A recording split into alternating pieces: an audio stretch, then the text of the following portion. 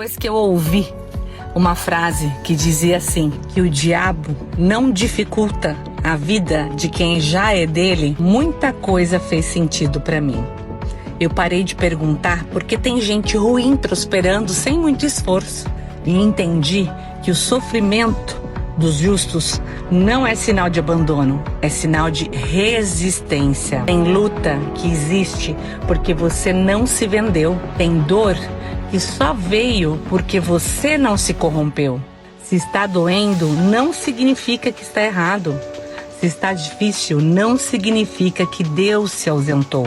Talvez seja sinal de que o que você está fazendo tem valor eterno demais para passar despercebido. Então, acredite mais em você e lembre sempre dessa frase: o diabo não dificulta a vida de quem já é dele. Se você entendeu essa mensagem, compartilha com mais 3 pessoas para que eles saibam que a luta deles não tem sido em vão. Se tem luta, é porque Deus está presente. É porque Deus está te preparando para algo muito, muito maior. Acredite nisso. Um grande abraço.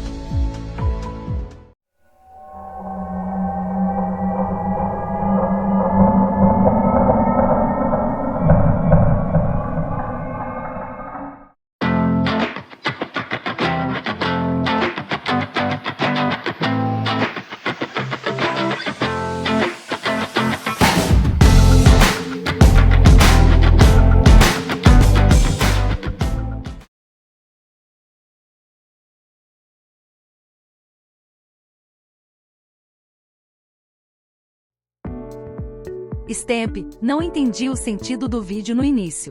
Se eu disser, posso até ser preso. Quanto mistério. As pessoas precisam refletir sobre os fatos. Que cada um faça a sua reflexão, isso faz bem. É verdade, reflexão sempre faz bem. Mas por que o título Inimigo Meu para este episódio? Você não assistiu esse filme? É claro que não, ele deve ser do tempo da Maria Fumaça. É de 1985. Eu nem era nascida. Um bom filme, recomendo. Um humano e um alienígena do planeta Dracon são forçados a conviver num terceiro planeta desabitado e perigoso. No início os dois se confrontam, mas logo percebem que para sobreviver, precisam se unir, o que resulta numa inesperada amizade. Parece ser bom. E é mesmo, um roteiro bem interessante.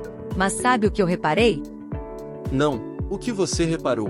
A capa deste filme lembra a capa de um de seus livros. Exatamente. Deuses em jogo. E é disso que trata este episódio. Então o vídeo no início fala sobre como meu time tem uma relação com o Botafofo, é isso? De certa forma é. Bem complexo isso.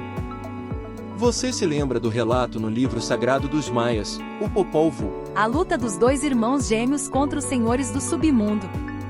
O sentido do vídeo no início foi começar a falar que existe uma relação simbiótica entre Botafogo e Flamengo.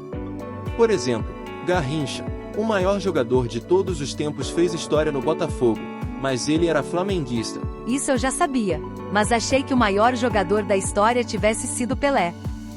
A mídia fez força para divulgar esta informação, mas no fundo ela sabe que foi Garrincha. Mas vamos em frente. João Marcelo, filho da nossa eterna musa Sonja Martinelli, não é botafoguense como se esperava, mas flamenguista. Olha isso, como é que pode? O filho do goleiro Bruno veio parar no Botafogo e promete fazer história. Sério isso, Stamp? Ele está no Botafofo? Olha como são as coisas. Tô besta. O meu pai era flamenguista. E não implicou de você torcer pelo Botafofo, não? Não, e ainda me lembrava nos dias que o Glorioso ia jogar. Que barato, Stamp, é uma relação de outro mundo essa do Botafofo com o meu Flamengo. E essa relação de outro mundo começa com a batalha dos irmãos gêmeos contra os senhores do submundo. Porque Ishikik, a mãe dos irmãos gêmeos, era filha de um dos senhores de Xibalbá. Exatamente. Porque essa relação do Botafofo com o Flamengo vem mesmo desde o Popol Vuh. Porque a batalha dos 2 irmãos gêmeos era essa. Os 2 irmãos gêmeos eram os 2 Botafofos. Tanto que isso se comprovou nessa transposição atemporal para a nossa civilização com tudo o que aconteceu com os nossos clubes. Após a morte em 1977, e a ressurreição 12 anos em 1989 depois aconteceu justamente contra o meu Flamengo. E o último ato se deu na noite do dia 21, que também foi contra o Flamengo. E sem contar que a arma do adversário naquela noite também tinha a marca dessa relação.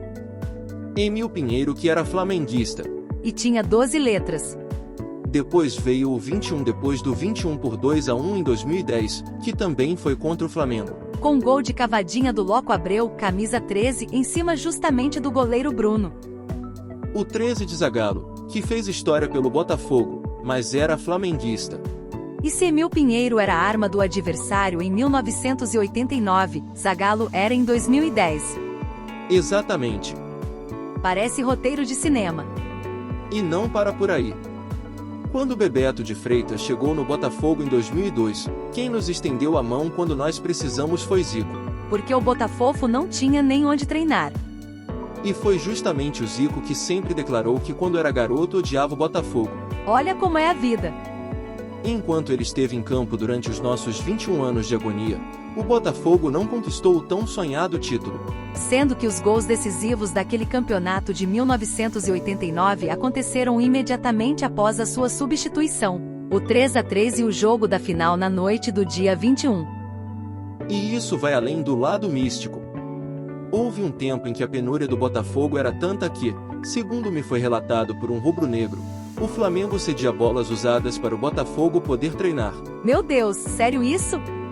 Tempos depois, alguém que tinha conhecimento de dentro do Botafogo confirmou esta informação.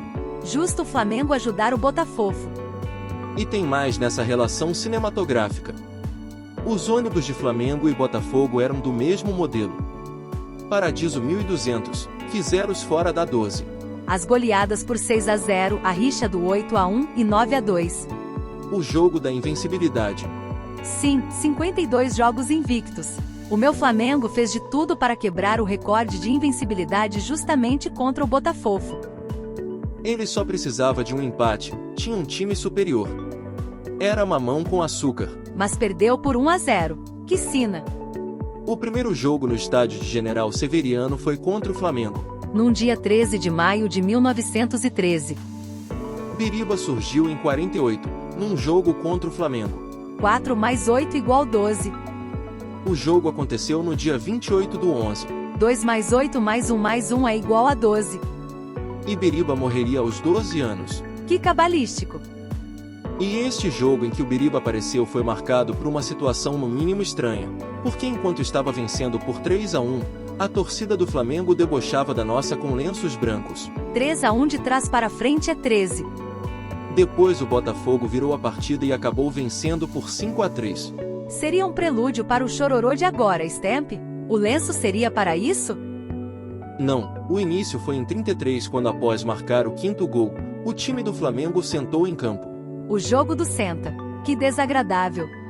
Mas o fato é que em 2024 essa implicância entre Botafogo e Flamengo se repetiu quando, ao marcar o primeiro gol, um jogador do seu clube fez a provocação, mas no final o Botafogo acabou vencendo a partida por 4-1.